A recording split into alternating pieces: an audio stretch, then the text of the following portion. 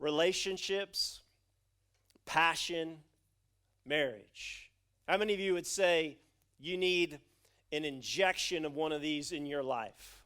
Anybody bold enough to say, I need a little bit of knowledge, a little bit of help, maybe in relationships, maybe in passion, maybe in marriage? Is there anybody in here that would say, my marriage is perfect, I have everything filled out? I've found every answer to marriage. If so, I want to go to lunch with you today because I have some questions for you.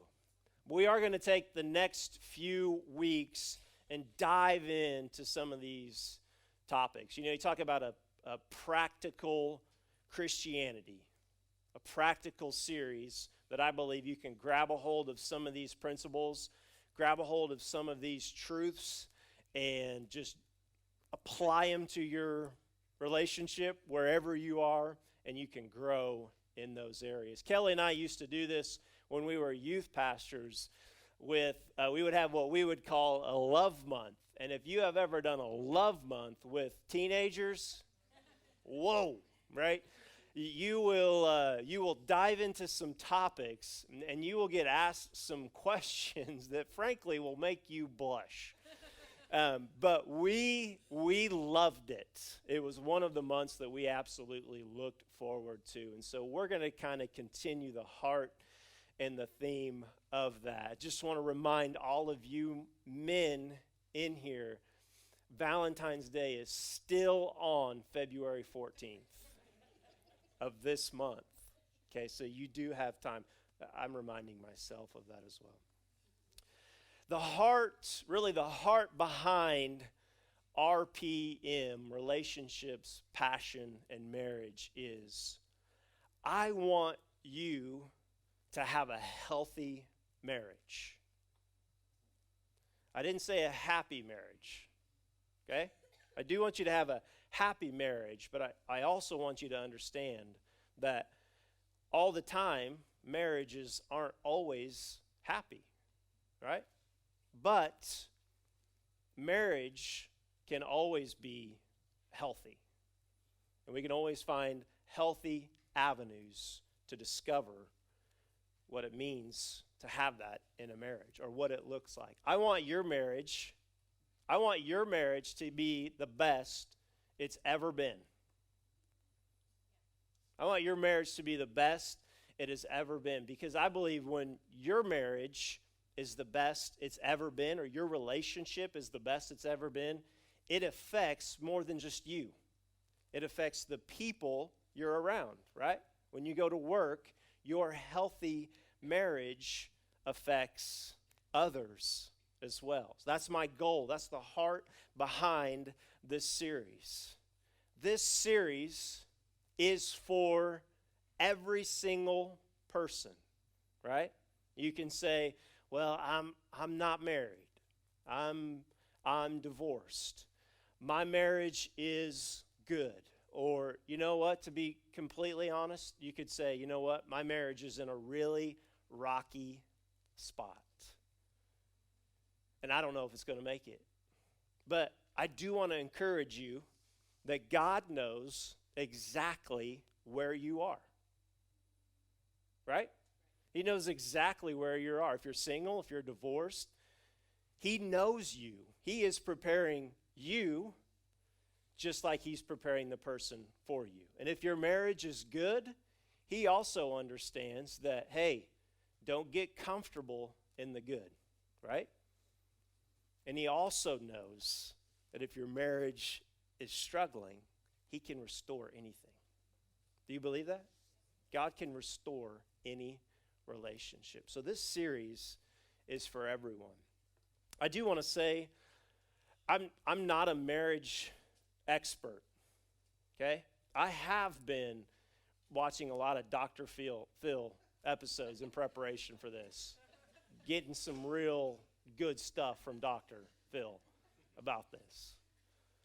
But I do want to say, listen, I'm not a marriage expert by any means, okay? But Kelly and I have been married for almost 23 years, And we have worked really hard on our marriage, really hard to have a good marriage. In June, we'll be married. I crunched the numbers. 8,395 days. That's a lot of days with me. Right? We're not perfect. Okay? We have had our struggles. We have had our moments. But we've worked through those, and we've created a healthy marriage for us. We were teenage sweethearts. I was 15, I think, when we met. You know, we got married a week after I graduated high school. We had Drew when I was 17, right? So my story isn't perfect, right? But God has taken those events in my life and he has restored those things, right? And he's made a story for us to tell. We're not perfect, but we've worked really hard.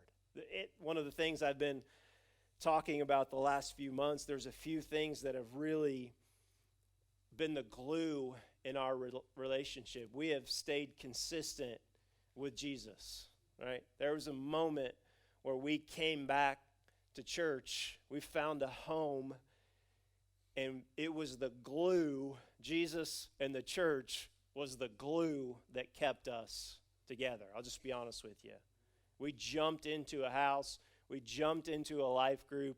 We jumped into relationships, and we got hurt in those relationships, and then there was a lot of junk in those, but it was the most beneficial thing for our marriage as well, because when you jump into relationships with people, you learn so many things. You learn, I'm not going to do my marriage like this, right? But you also learn there's a real gold nugget in this person's life, and I want to find it and use it for my marriage. I've been grabbing a lot of resources and reading and just listening to a lot of things in preparation for this, and I came across, I don't even know if it was titled this, but they started talking about a marriage manual, and that's today's topic, a marriage manual. Wouldn't it be nice if we had a step-by-step process on how to have a healthy marriage? Wouldn't it have been nice if there would have been a few more disciples, and maybe out of that group of disciples, 2 would have been married? And they would have walked with Jesus, and Jesus would have given them just the inside scoop, right, on how to have a healthy marriage and how to have healthy relationships. And they would have taken those notes that they had taken from Jesus, and they would have written a book, and they would have put it right in the New Testament. And every time we had a struggle in our marriage, we could have turned to that resource and said, this is it, babe. This is the chapter that we need to be reading right now. But there wasn't that, right? Now we do have the Bible. We do have the truth. We do have books. The Song of Solomon is a book of passion and romance and love. We have Ephesians, where they tell us, husbands and wives, and how to treat each other and how Christ treated the church. So we do have great resources. But if you read the Bible, Jesus never talks about fixing someone else's problem. He talks about fixing our own hearts, right? He tells me that I should love, right? He tells me that I should serve. He tells me that I should have no pride in my heart, that I should lay down my life for her, that I should forgive her. He addresses the person individually. We have great books, we have great conferences, we have great resources to help us navigate relationships and marriages. But a book in the New Testament would be priceless, right? But would we read it? Would we want to know the truth of what a healthy marriage looks like? Because I don't know about you, when I read the truth, it demands change. and so I wonder, even if we had a resource like that available, would we read because it demands change from the individual, from us? I'm going to make a big assumption. This is probably not true about men and manuals. I don't think it's true, just for me. But I would say that men are probably guilty of not reading a manual when putting something together, right? The moment I grab a manual, putting something together, it automatically frustrates me because there's 5 different languages, right? There's French, there's all kinds of things. So I don't even understand where to start because it's hard time for me to find English, right, in all of those things. And what happens is I grab the manual, I put it down, and I begin the process of I can do this by myself. I don't need somebody else who lives in another country telling me how to put something together, right? I can do it myself. And usually what happens, this probably isn't you, usually what happens at the end of putting that together, there's a bag of screws that's left, right? And I think, well, this is just an extra bag of screws that they sent, right, for us to have, just in case. It's not that I put it together wrong. The same can be applied to our marriage. I wonder if we would pick up a manual until there was a problem. Until there was a problem. I thought it'd be fun, kind of funny today. So,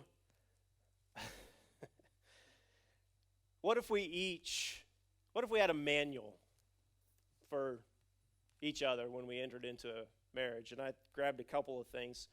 I think this would be, this isn't all men, this is just me. Okay, this is just me. I think this would be my manual to Kelly, right? It's a kid's book, right? I'm 41, but it's a child's book.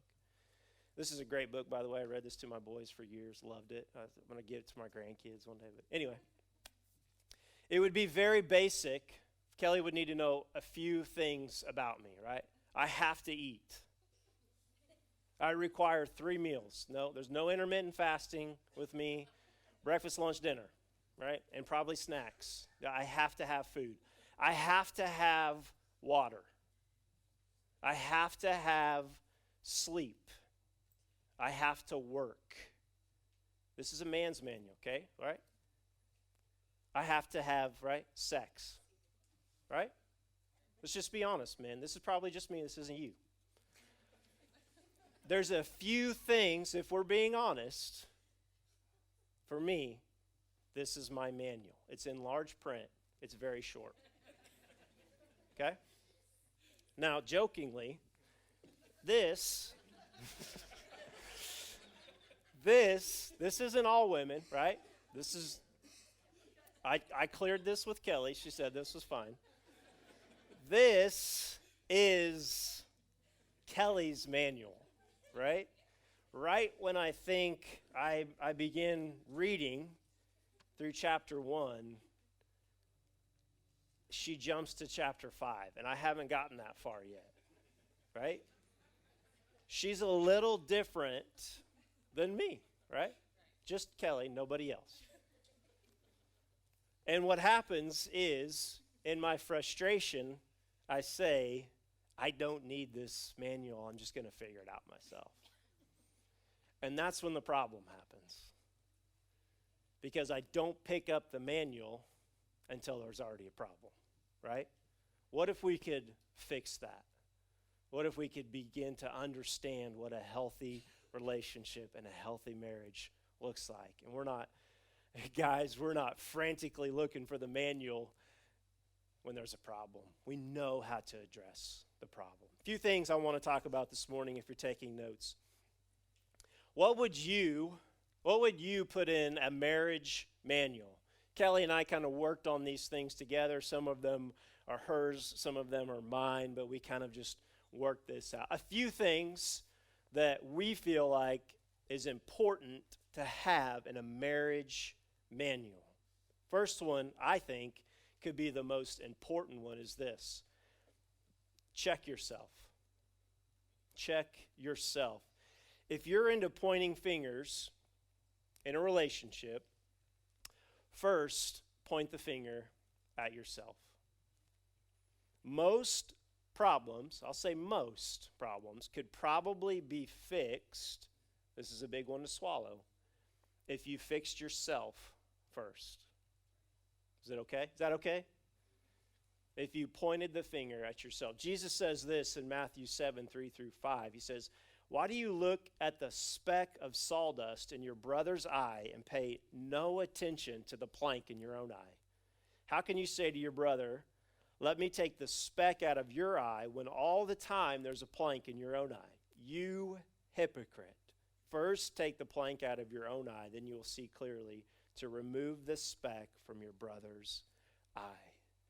If you want to be quick to judge, be quick to judge yourself first. It's a tough one to handle, isn't it? Jesus didn't say, remove the speck out of their eye. Hey, grab your spouse, fix them first, then come back and fix yourself. No. Jesus says, before you take any action step, first remove the log that is hindering your vision. So the first one is check yourself. Everybody say check yourself. All right, you're with me. Second one is this. Your words matter. Your words matter. Pastor Archie hit on this a little bit last week. There is power in your tongue. James 3:6 says this, "The tongue also is a fire. It's a world of evil among the parts of the body. It corrupts the whole body, sets the whole course of one's life on fire, and itself set on fire by hell." Wow. That's a lot of power. That's a lot of fire in one small piece of the body. A couple of things. Your words matter in what you say. Okay? What you say. Swallow it if it isn't for their good. Nobody said amen. If it isn't for the encouragement and the building up of them, swallow it. Second one is this. How you say it. Right? You better get that tone out of your mouth, right? The tone in which you say it matters. Okay? Right? When you say it. When you say it, don't say it in anger. And for sure, don't say it in front of the kids. Right? Because they're watching and they're listening. And what's happening is you're shaping their future relationship and how you treat your spouse and what you say to them today. So the tone, don't say it with anger. Don't say it around your kids. This is I think the next one is by far the most important thing.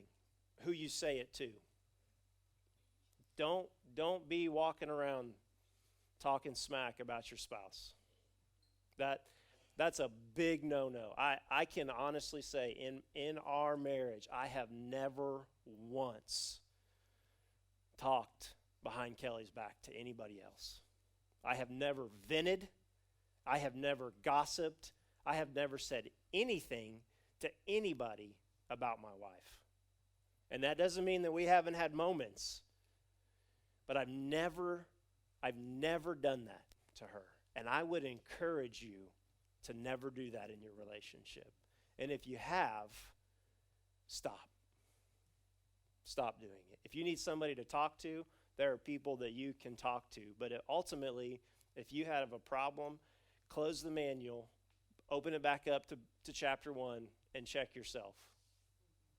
Because that could probably fix a lot of the problem right there. Your words matter. Conversation. I think Kelly put this one in here. I don't know why this is in here. It's deeper. It's deeper than your schedule for the week, right? It's deeper than your kid's schedule. You know, your phones can be turned off. They can be on Do Not Disturb. You can be not distracted from the worries. Life will go on if you don't answer your text in 30 minutes or a phone call, okay? Have a moment, have a conversation. There's times, you know, when we all get home from work and you're tired, you're busy, and you just want to veg out. You want your phone, or you want something, just mindless things. Well, that doesn't always work. In those moments of conversation, turn the world off, turn the conversation on, right? Next one is date each other regularly. I'll talk a little bit more about this next week, but weekly or once a month dates it's a must.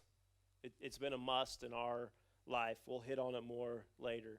Husbands, plan a date night, right? It's not the cost. This is really hard for me to say because I'm such a tightwad, but it's not the cost, it's the thought. I've gotten us into some really shady places, haven't I? Like, I'll sleep in the alley if I'll save $20, right? I don't care. We can save $20. $20, right? That's a good deal. But I've gotten us into some really bad places. And recently I just got us something for our anniversary in June, and I was so proud of myself. I booked it. She kind of found it, and I booked it, and I told her she booked it, and I think she was a little scared that, like, she wanted to clear it first. She's like, let me see this place before you just push the button. But it's fine. I got it. I handled it. It'll be great. Date each other regularly. Do something each person enjoys. Do something each person enjoys. This is a big one. Serve one another. Ephesians 5:25 says, husbands, love your wives, just as Christ also loved the church and gave himself for her. This is a challenge. Husbands, it starts with you. It starts with you. Love your wives just as Christ laid down his life for the church. You also must lay down your life for your wife. It's a no strings attached kind of love, right? I'm doing something. I'm going to do something nice for something later. You know what I'm talking about? You better get that look off your face. I know what you know, right? We don't do something to receive something. We do something to serve. That's why we do. And wives, doing something nice without keeping score. Right? Like, well, I've done this and this and this and this and this, and he's just been fishing all morning, right? He hasn't done anything. Right? Serve one another with no strings attached and no keeping score. We're called to serve one another.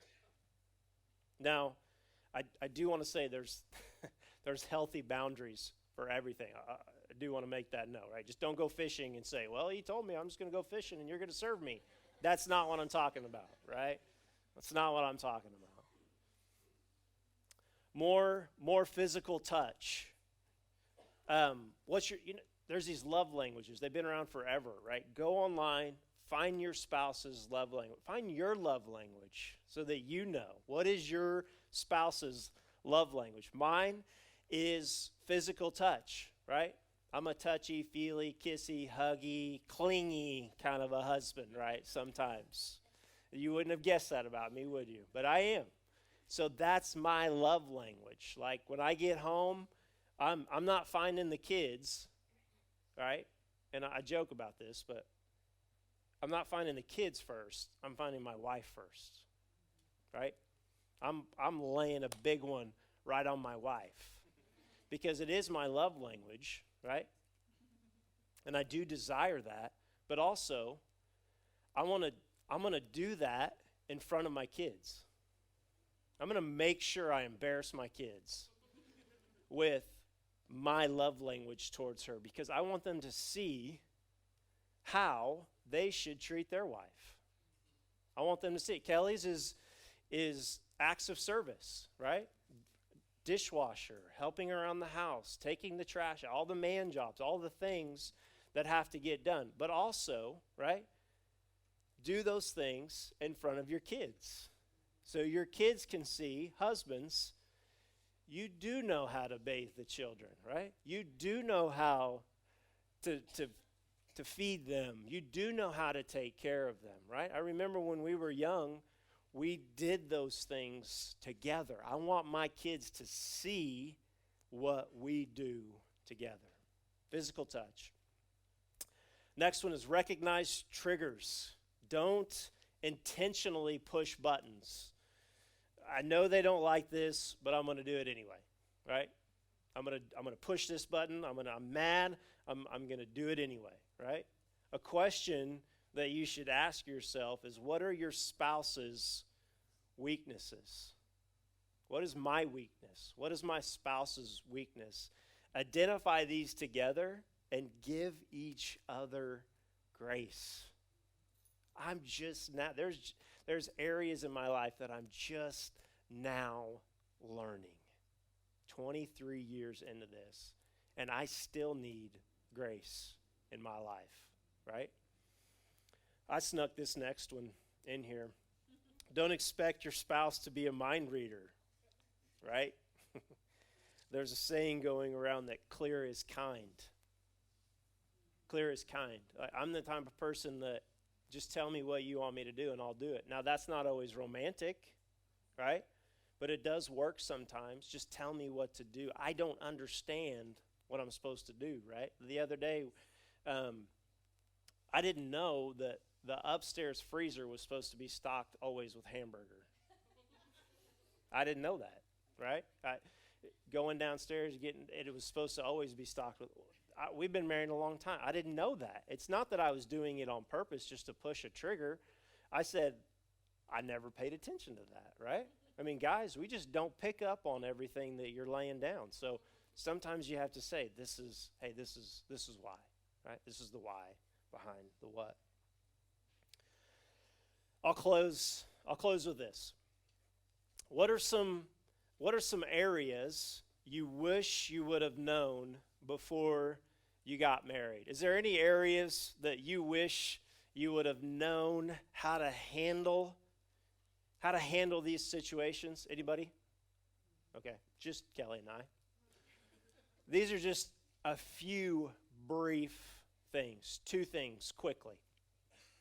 First one is this: how to celebrate our differences. How to celebrate our differences. You know, they always say opposites attract, right? And that's cool, but how do they live together? Right? How do they live together? Instead of trying to change your spouse into the person that you want them to be, embrace their uniqueness. Right? I'm not even going to call it differences. Each person is unique. And so we embrace those qualities. You know, I didn't always love the fact that Kelly likes to fix problems before we go to bed, right? She wants to make it right. When I can sleep on it for weeks and not, wouldn't worry me one bit about it. But I realized recently, that, get this, I was wrong. I was wrong. Actually, she was doing the right thing by fixing the problem before we went to bed. Opposites do attract, and we have to embrace those differences, and we celebrate those differences. When we choose to celebrate those differences, I believe we choose to grow closer, right? We're not picking, we're finding, identifying, and we're growing closer. The last one is this: how important it is to create the right culture in your home. You know, they'll say you can either have a culture by design or you can have a culture by default. If you don't create a culture of love and attitude and work ethic and whatever else you want to create in your culture, that culture will create itself in your home. You either create the culture or it creates itself for you. How do you create a culture in your home? I think these are great points. Husbands, I think you set the tone. You set the tone in your culture. You go first. You stay engaged with your family. You stay active and aware in your family, and you begin to set the tone. You stay serving your family. Second one is you can identify and eliminate toxins. Okay? We won't say this. We won't say divorce. We won't say it. We won't say, why don't you go stay somewhere else for a few days, right? We're not going to say that. We're not going there. We're not going to act like this. And this isn't one person in the relationship saying, you're not going to act like this, and you're not going to say this, and you're not going to do this. That's not it. It's coming together and saying, this is how we're going to talk, right, to each other. This is how we're going to respond to each other. And this is the culture we're going to have in our house. Eliminate the toxins. Identify them and eliminate them. The last one is this. Model the change that you want to see. If you want it, if you see it, live it. Make the change. Would you stand with me this morning? We're going to pray. Man, if you're sitting next to your spouse, or would you grab their hand? If you're sitting next to your kids, grab their hand. If you're standing next to somebody and you feel comfortable, you could maybe ask them if you could put your arm around them. I don't know. But we're going to take just a moment this morning, and I'm going to ask you to close your eyes. Just take a moment as we close the service. And the big question I want to ask you is this: how can I change? How can I change in the relationship? I would almost bet that there's not a person in this place that is perfect. There's not a person in this place that has it figured out. And if I were to guess, there's probably some work in your life that God needs to do.